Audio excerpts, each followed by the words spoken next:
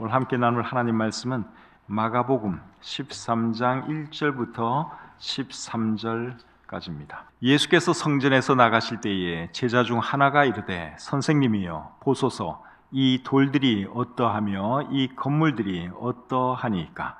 예수께서 이르시되 네가 이 큰 건물들을 보느냐? 돌 하나도 돌 위에 남지 않고 다 무너뜨려지리라 하시니라. 예수께서 감람산에서 성전을 마주대하여 앉으셨을 때에 베드로와 야고보와 요한과 안드레가 조용히 묻되 우리에게 이르소서 어느 때에 이런 일이 있겠사오며 이 모든 일이 이루어지려 할 때에 무슨 징조가 있사오리이까. 예수께서 이르시되 너희가 사람의 미혹을 받지 않도록 주의하라. 많은 사람이 내 이름으로 와서 이르되 내가 그라 하여 많은 사람을 미혹하리라. 난리와 난리의 소문을 들을 때에 두려워하지 말라. 이런 일이 있어야 하되 아직 끝은 아니니라. 민족이 민족을, 나라가 나라를 대적하여 일어나겠고 곳곳에 지진이 있으며 기근이 있으리니 이는 재난의 시작이니라. 너희는 스스로 조심하라. 사람들이 너희를 공회에 넘겨주겠고 너희를 회당에서 매질하겠으며 나로 말미암아 너희가 권력자들과 임금들 앞에 서리니 이는 그들에게 증거가 되려 함이라. 또 복음이 먼저 만국에 전파되어야 할 것이니라. 사람들이 너희를 끌어다가 넘겨줄 때에 무슨 말을 할까 미리 염려하지 말고 무엇이든지 그때에 너희에게 주시는 그 말을 하라. 말하는 이가 너희가 아니요 성령이시니라. 형제가 형제를, 아버지가 자식을 죽는 데에 내주며 자식들이 부모를 대적하여 죽게 하리라. 또 너희가 내 이름으로 말미암아 모든 사람에게 미움을 받을 것이나 끝까지 견디는 자는 구원을 받으리라. 아멘. 오늘은 마가복음 13장 1절부터 13절까지 말씀을 본문으로 해서 이는 재난의 시작이니라 하는 제목으로 말씀 전하기를 원합니다. 8절에 보면 이런 말씀이 있습니다. 민족이 민족을, 나라가 나라를 대적하여 일어나겠고 곳곳에 지진이 있으며 기근이 있으리니 이는 재난의 시작이니라. 이 말씀은 누가 하신 말씀이죠? 예수님께서 하신 말씀이죠. 지금으로부터 2000년 전에 예수님께서 이 말씀을 하셨습니다. 그런데 내용을 보면 오늘 이 시대에 해당되는 그런 내용처럼 보입니다. 전쟁과 지진과 기근이 없었던 시대는 사실 없습니다. 그런데 지금은 그 어느 때보다도 전쟁이 많고 지진과 기근이 많이 일어나는 것을 우리가 다 알고 있죠. 이런 것을 보면 세상의 종말이 멀지 않았다 하는 것을 생각해 보게 됩니다. 오늘 읽은 이 본문에 기록된 말씀은 예수님께서 감람산에서 하신 말씀이에요. 감람산에서 하셨다고 해서 오늘 본문에 기록된 이 말씀을 감람산 강화 그렇게 말을 합니다. 강화라는 말은 강의하듯이 쉽게 풀어서 이야기하는 것을 강화라 그러죠. 그래서 오늘 이 본문은 감람산 강화라고 알려진 그런 말씀입니다. 오늘 이 본문의 말씀을 하시게 된 배경이 무엇인지 그것부터 보겠습니다. 1절, 2절 다시 한번 보겠습니다. 예수께서 성전에서 나가실 때에 제자들 중 하나가 이르되 선생님이여 보소서 이 돌들이 어떠하며 이 건물들이 어떠하니까. 예수께서 이르시되 네가 이 큰 건물들을 보느냐? 돌 하나도 돌 위에 남지 않고 다 무너뜨려지리라 하시니라.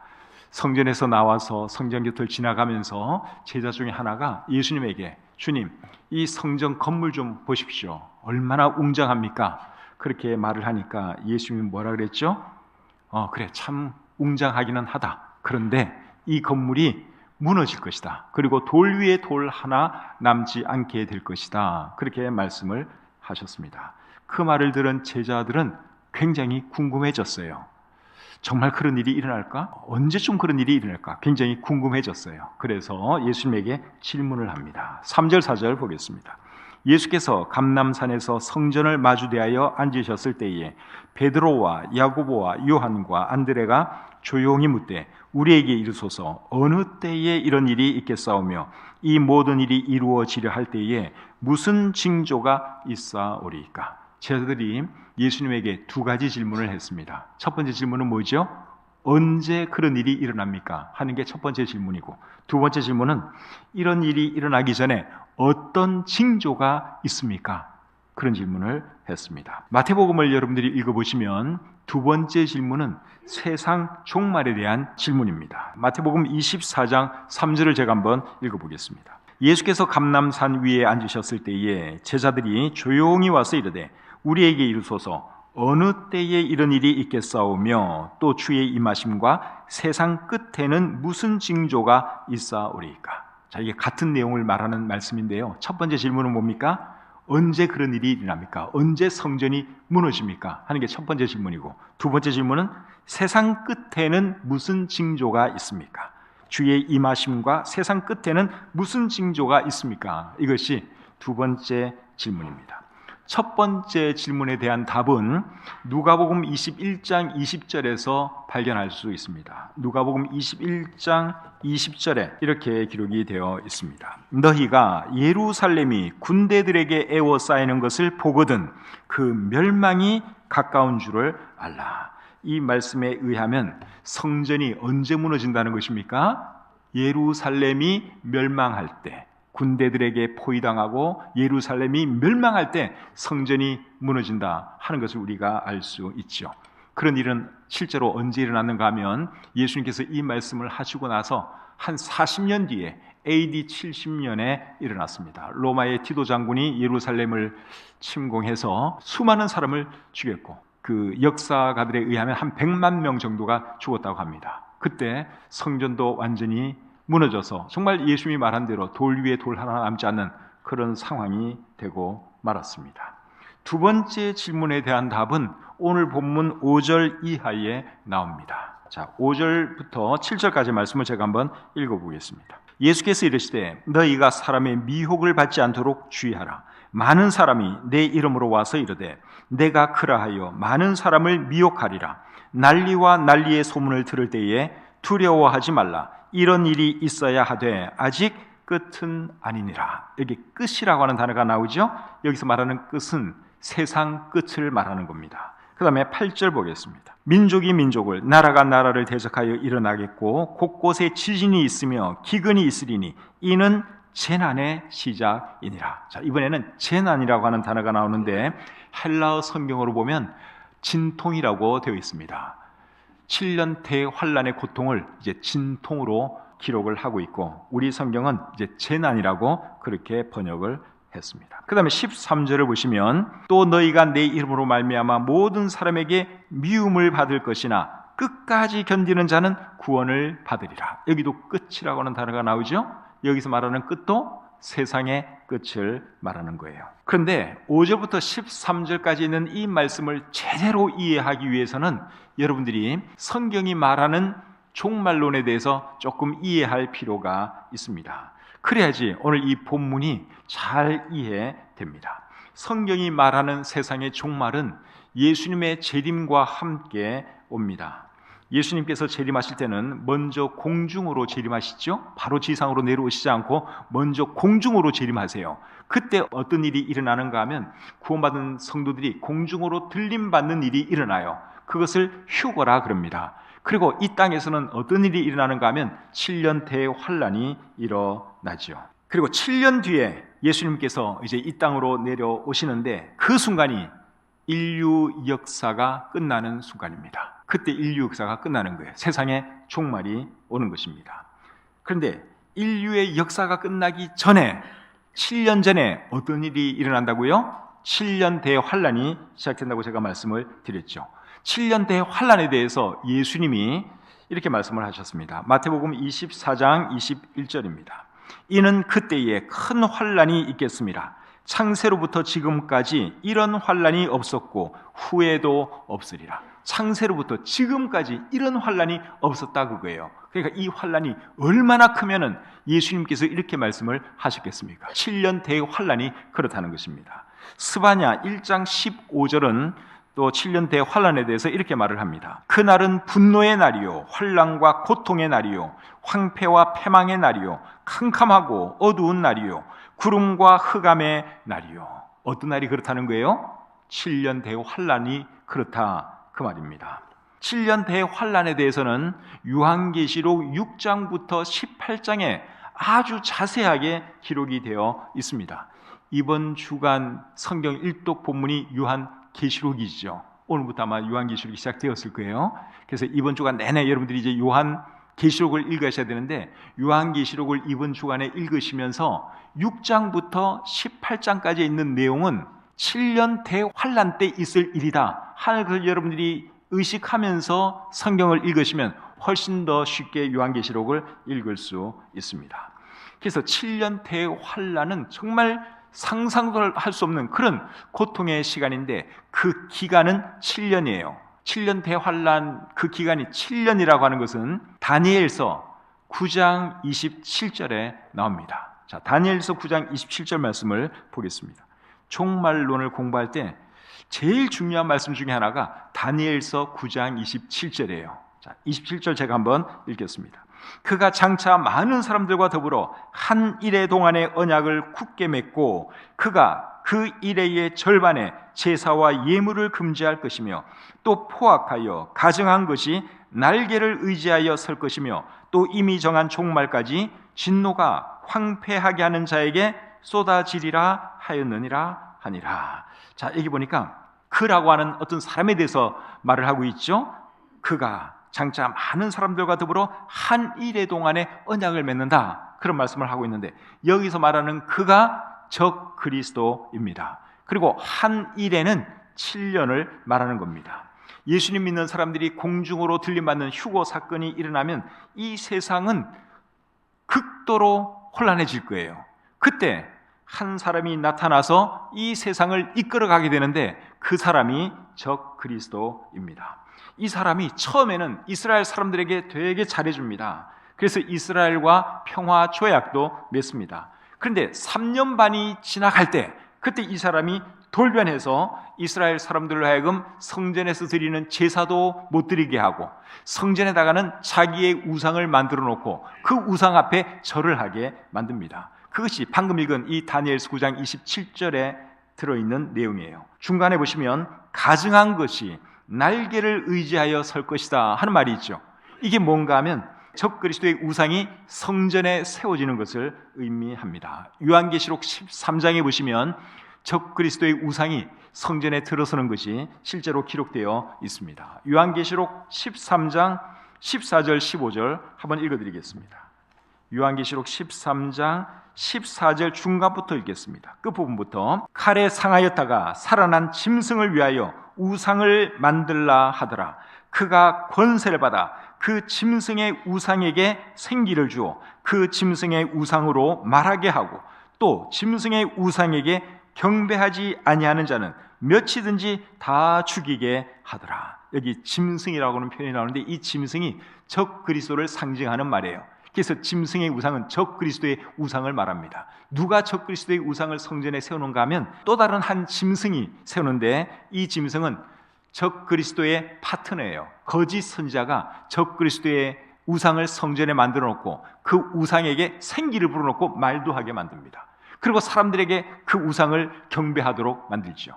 그리고 누구라도 그 우상 앞에 절하지 아니하고 경배하지 않으면 몇익은 다 죽인다고 여기에 기록되어 있습니다. 이제 상황이 이렇게 되면 이스라엘 사람들은 살기 위해서 도망가지 아니할 수가 없죠. 그래서 예수님이 마가복음 13장 14절에서 이렇게 말씀을 하시는 거예요. 자, 한번 보겠습니다. 마가복음 13장 14절. 멸망에 가증한 것이 서지 못할 곳에 선 것을 보거든 잃는 자는 깨달을진저 그때에 유대에 있는 자들은 산으로 도망할지어다. 자, 여기 보니까 멸망에 가증한 것, 이 표현이 나오죠. 다니엘서 9장 27절에 나온 표현이에요. 이게 뭔가 하면 적 그리스도의 우상이에요. 적 그리스도의 우상이 성전에 들어서는 것을 보거든 이스라엘 사람들은 산으로 도망가라. 예수님이 그렇게 말씀을 하셨습니다. 근데 이 말씀은 오늘 본문 바로 다음에 나오는 말씀이에요. 오늘 본문이 끝나고 나서 그 다음에 나오는 말씀이 마가복음 13장 14절이에요. 그리고 마가복음 13장 14절, 조금 전에 읽은 이 말씀은 언제 일어날 일인가 하면 7년 대환란 기간 중간에 일어날 일입니다. 그렇다면 오늘 본문에 기록되어 있는 이 말씀은 언제 일어나는 일일까요? 7년 대환란 전반부에 일어나는 일로 우리가 이해할 수 있겠지요. 전반부에 있는 일을 쭉 말씀하시고 나서 그 다음에 이제 14절에서 멸망에 가증한 것이 서지 못할 곳에 선 것을 보거든, 그러면서 예수님이 말씀을 하고 있습니다. 그래서 오늘 이 본문에 기록된 내용은 7년 대환란 전반부에 일어나는 일들이다 하는 것을 여러분들이 이해하면서 이제 들으시면 훨씬 더 이해가 잘 됩니다. 7년 대환란이 시작되면 자기가 그리스도라고 주장하는 사람들이 많이 일어납니다. 세상이 극도로 혼란해요. 예수 믿는 사람들이 다 사라졌어요. 극도로 혼란한 상태에서 사람들이 나와서 내가 그리스도다, 내가 이제부터 여러분들에게 평화를 줄 테니까 나를 믿으시오, 나를 따르시오, 그러면서 자기가 그리스도라고 주장하는 사람들이 굉장히 많이 일어납니다. 그 말씀이 오늘 본문 5절 6절 말씀이죠. 예수께서 이르시되 너희가 사람의 미혹을 받지 않도록 주의하라. 많은 사람이 내 이름으로 와서 내가 그라하여 많은 사람을 미혹하리라. 많은 가짜 그리스도가 등장하는데 그 중에서 강력한 한 사람이 나타나는데 그 사람이 누굴까요? 그 사람이 적 그리스도예요. 적 그리스도가 나타나는 장면은 요한계시록 6장 2절에 기록되어 있습니다. 요한계시록 6장 2절입니다. 이에 내가 보니 흰 말이 있는데 그 탄 자가 활을 가졌고 면류관을 받고 나아가서 이기고 또 이기려고 하더라. 적 그리스도의 등장입니다. 흰 말을 타고 등장하는데 흰 말은 평화를 상징하는 거죠. 그래서 내가 평화의 사도다, 내가 그리스도다, 나를 믿고 나를 따르면 여러분들 평안하게 잘 살 것이다, 그런 말을 하면서 사람들을 미혹하는 거예요. 그래서 이렇게 이제 적 그리스도가 등장하죠. 그리고 7년 대환란이 시작되면 전쟁과 기근과 지진이 수도 없이 많이 일어나게 되는데 그것이 오늘 본문 7절과 8절 내용이죠. 그런데 요한계시록에도 이제 그런 내용이 그대로 기록되어 있습니다. 요한계시록 6장 3절부터 8절 말씀 제가 읽어드리겠습니다. 둘째 인을 떼실 때에 내가 들으니 둘째 생물이 말하되 오라 하니 이에 다른 붉은 말이 나오더라. 그 탄자가 허락을 받아 땅에서 화평을 제하여 버리며 서로 죽이게 하고 또 큰 칼을 받았더라. 적 그리스도가 평화를 약속했지만 그 평화는 오래가지 못합니다. 서로 죽이고 전쟁하는 그런 일이 계속 일어나는 거죠. 5절 셋째 인을 떼실 때에 내가 들으니 셋째 생물이 말하되 오라 하기로 내가 보니 검은 말이 나오는데 그 탄자가 손에 저울을 가졌더라. 내가 네 생물 사이로부터 나는 듯한 음성을 들으니 이르되 한 데나리온에 밀 한 대요 한 데나리온에 보리 석 대로다. 또 감람류와 포도주는 해치지 말라 하더라. 이거는 기근에 대한 말씀이에요. 이 내용을 잘 들여다보면 기근을 말씀하고 있습니다. 그 다음에 7절부터 넷째 인을 떼실 때에 내가 넷째 생물의 음성을 들으니 말하되 오라 하기로 내가 봄에 청황색 말이 나오는데 그 탄자의 이름은 사망이니 음부가 그 뒤를 따르더라. 그들이 땅 4분의 1의 권세를 얻어 검과 흉령과 사망과 땅의 짐승들로서 죽이더라. 수많은 사람들이 이제 7년 대환란 기간 중에 죽임 당할 것이라고 여기 말씀을 하고 있죠. 전쟁을 통해서도 수많은 사람들이 죽고 기근과 지진 그리고 심지어 맹수들 때문에도 수많은 사람들이 죽임 당할 것이라고 말씀하고 있습니다. 이런 일이 언제 일어나는 거예요? 7년 대환란 때 일어나는 것입니다. 그리고 7년 대환란 중에는 이스라엘 사람들이 많은 핍박을 받게 됩니다. 오늘 보면 9절을 보겠습니다.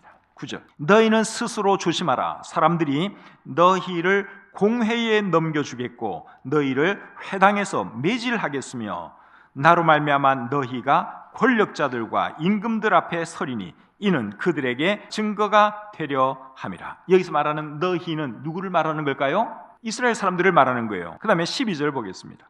형제가 형제를 아버지가 자식을 죽는 데에 내주며 자식들이 부모를 대적하여 죽게 하리라. 심지어 부모가 자식을 죽는 데 내어주고 상상도 할 수 없는 그런 끔찍한 일들이 여기에 일어나는 것을 볼 수 있습니다. 근데 여기 지금 핍박당하는 사람들, 죽임당하는 이 사람들이 누군가 하면 7년 대환란 기간 중에 예수님 믿고 구원받은 사람들이에요.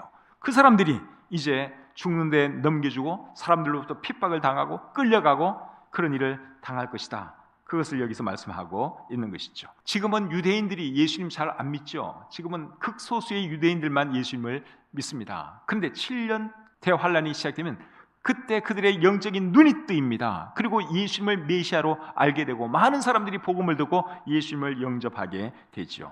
그렇게 될 것에 대해서는 로마서 11장 25절과 26절에 기록되어 있습니다. 로마서 11장 25절 26절 제가 읽어드릴게요. 25절 중간부터 읽겠습니다. 이방인의 충만한 수가 들어오기까지 이스라엘의 더러는 우둔하게 된 것이라.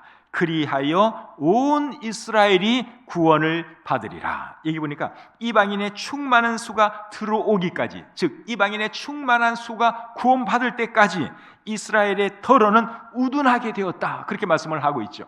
지금 유대인들의 상태가 이거예요. 영적인 눈이 가렸어요. 우둔하게 되었어요.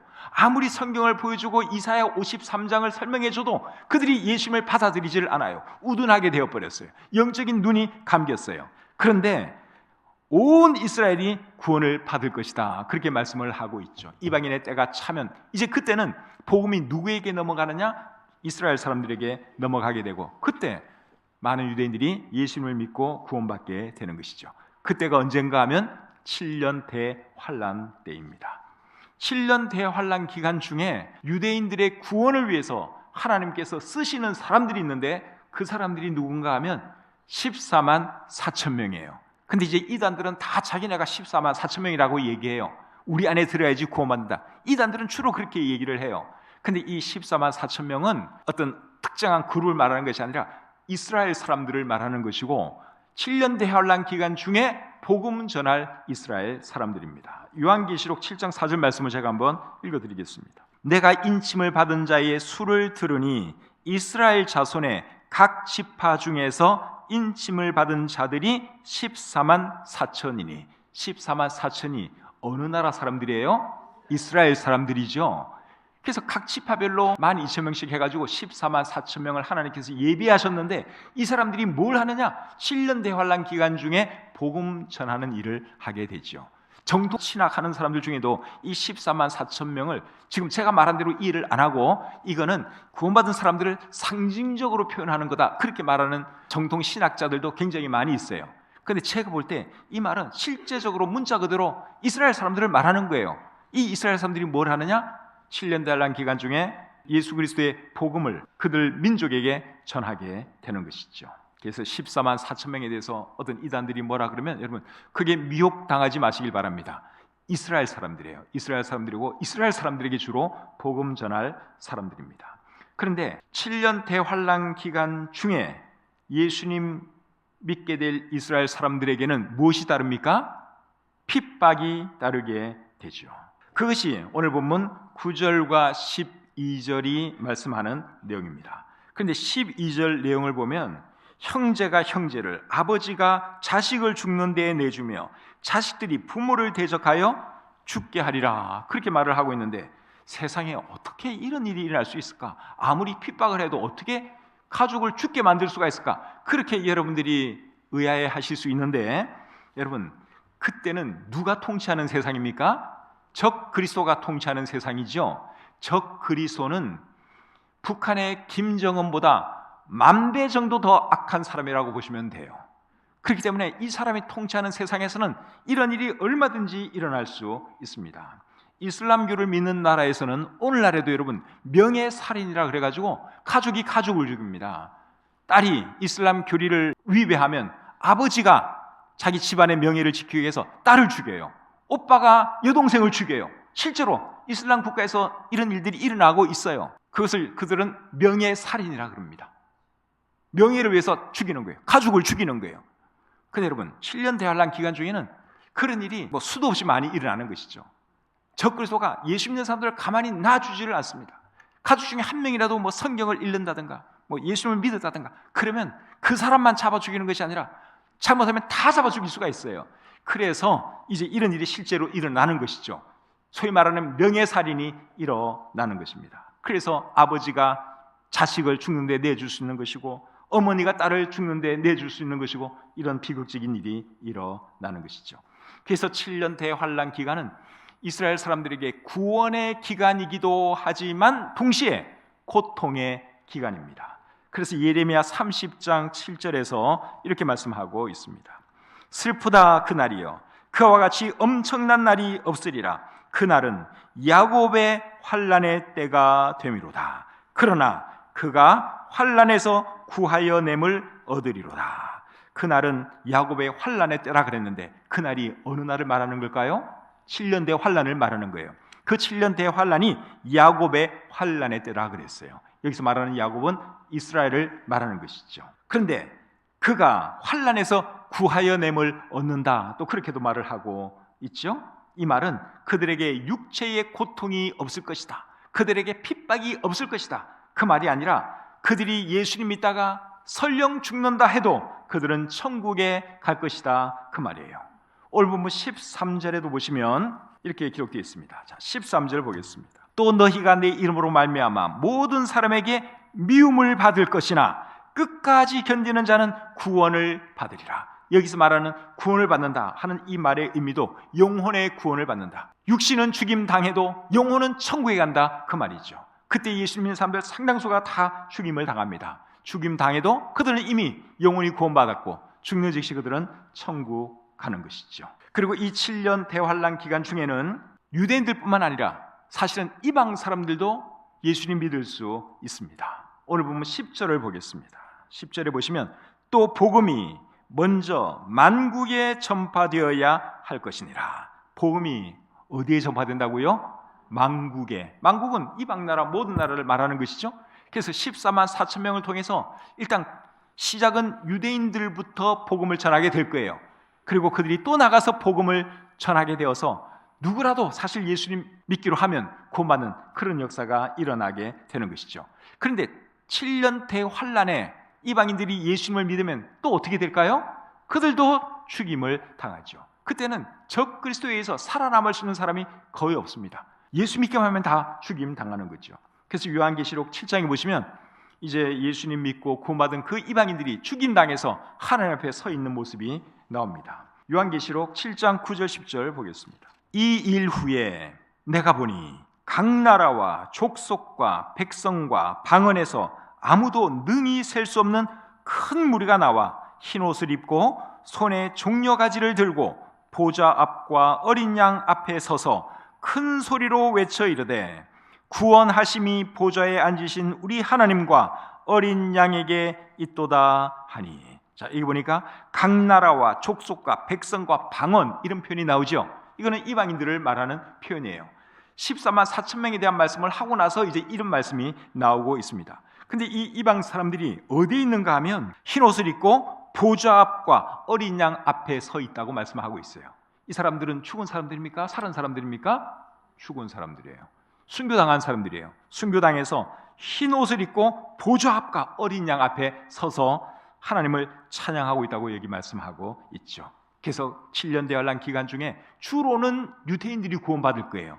그런데 덜어는 이방 사람들도 구원받을 수 있습니다. 근데 그 수가 이제 굉장하겠죠. 유대인들에 비하면 이방인 수가 월등히 많으니까 수많은 이방 사람들이 구원받고 죽임 당하는 그런 일이 일어나게 되는 것이죠. 그러니까 예수님을 믿으려면 언제 믿는 게 좋겠습니까? 지금 믿는 게 좋은 거예요. 지금. 나중에 어떤 사람은 난 나중에 죽기 전에 나 예수님 믿을 거야. 그게 자기 마음대로 안 돼요. 그게 지 마음대로 되나? 지가 언제 죽을 줄 알고 모르잖아요. 그러니까 지금 예수 믿는 게 제일 좋은 거예요. 그리고 만약에 예수님이 공중으로 재림하시면 휴거가 일어나는데 그때는 이 땅에서 7년 대환란이 시작되는 거예요. 그때는 여러분들이 들은 건 또 있어가지고 이제 나 예수 믿어야겠다. 믿을 수 있어요. 그런데 그때 믿으면 어떻게 된다? 죽임당한다.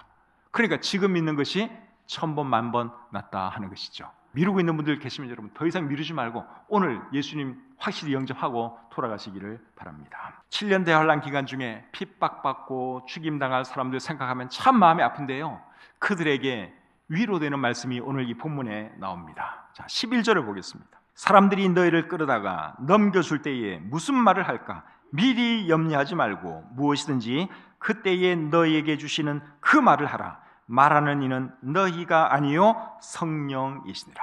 핍박당하고 죽임당하는 그 크리스천들에게 누가 함께 하고 계십니까? 성령님께서 함께 하고 계시죠. 그러니까 너희들 끌려갈 때 두려워하지 말라. 무슨 말을 할까? 그런 거 생각 안 해도 된다. 걱정 안 해도 된다. 성령께서 너희와 함께 할 것이고 성령께서 할 말을 너희에게 가르쳐 줄 것이다. 그렇게 말씀하고 있습니다. 순교당한 사람들 그 이야기를 읽어보면, 특별히 그들이 마지막에 남기는 그 말을 읽어보면 참 감동입니다. 어떻게 저렇게 담담하게 죽음을 받아들일 수 있을까?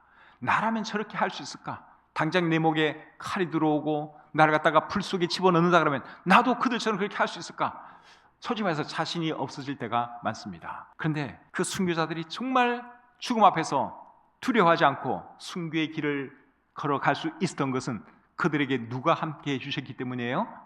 성령님께서 함께 해주셨기 때문입니다. 순교자들이 어떤 말들을 했는지 제가 여기 출력을 해왔어요. 제가 몇 개만 좀 읽어드리겠습니다. 순교자들이 마지막으로 남긴 말들이에요. 벨라시타스, 이 사람은 서기 104년에 7 아들과 함께 순교한 분입니다. 이렇게 말했습니다. 나를 죽인다 해도 죽음을 통하여 더욱 큰 승리를 거두리라. 이렇게 말하면서 죽었습니다. 폴리캅, 이분은 156년에 화형을 당한 분인데 이분은 사도 요한의 제자입니다. 이분이 순교당하면서 이런 말을 했습니다. 나는 86년 동안 그분을 섬겨왔는데 그동안 그분은 한 번도 나를 부당하게 대우하신 적이 없습니다. 그렇게 말을 하면서 기꺼이 불 속에서 죽어갔습니다. 셀리비 포리오라고 하는 사람은 투기장에서 찢겨져서 죽었습니다. 죽으면서 이렇게 말을 했습니다. 나는 죽어도 좋습니다. 그러나 나의 구주를 배신할 수 없습니다. 원형 경기장에서 순교당한 어떤 노인은 나의 예수님은 나를 위해 죽었소. 그러므로 나는 그를 위해 기꺼이 나의 목숨을 바치겠소. 그런 말을 남겼습니다. 제롬은 화형을 당했는데 불길 속에서 이 영혼을 그리스도 당신께 드립니다. 그러면서 화형당해 죽었습니다. 쉬릭, 이분은 몸이 잘려서 죽었습니다. 죽음의 공포는 나를 괴롭힐 수 없습니다. 저는 그분과 함께하고 있기 때문입니다. 단두대에서 순교당한 어떤 귀족은 이렇게 말을 했습니다. 내 마음을 조사해봐라. 그리스도를 향한 사랑밖에는 찾을 수 없을 것이다. 조지 위샤트, 화형당한 분인데요, 이렇게 말했습니다. 만약 말씀으로 인해 여러분에게 핍박이 온다면 몸은 죽이고 영혼은 죽일 수 없는 권세를 두려워하지 마십시오. 이 말을 남기고 죽었습니다. 윌리엄 틴데일, 화형당했는데요, 주님, 영국 왕의 눈을 열어주소서. 영국 왕의 핍박으로 죽어가면서 이 말을 남겼습니다. 로렌즈 사운드스, 이분은 1555년에 화형당한 분이에요. 그리스도의 십자가여 환영하노라. 리들리라는 사람은 결코 나의 주 그리스도와 그의 진리를 부인하지 않을 것입니다. 이런 이야기는 여러분 수도 없이 많아요. 이런 순교자들이 어떻게 이렇게 담대하게 죽어갈 수가 있었을까? 그 비결은 그들과 함께 하신 분이 계셨는데 그분이 누구십니까? 성령님. 그러니까 죽음 앞에서 두려워하지 아니하고 그들이 이렇게 멋진 간증을 남기고 죽을 수 있었던 것입니다. 성령님은 오늘날 이 시간에도 우리와 함께하고 계시죠? 성령님의 권능을 받고 성령님과 함께 우리가 더 담대하게 복음을 전했으면 좋겠습니다. 사도행전 1장 8절 우리 같이 한번 읽어보겠습니다. 오직 성령이 너에게 임하시면 너희가 권능을 받고 예루살렘과 온 유대와 사마리아와 땅끝까지 이르러 내 증인이 되리라 하시니라. 너희에게 성령이 임하시면 너희가 권능을 받는다고 말씀을 하고 있습니다. 그 권능 가지고 우리도 이 목숨 다할 때까지, 주님께서 우리를 부르시는 그날까지 열심히 복음 전하면서 살아가시는 저와 여러분들이 되시기를 우리 주님의 이름으로 축복합니다.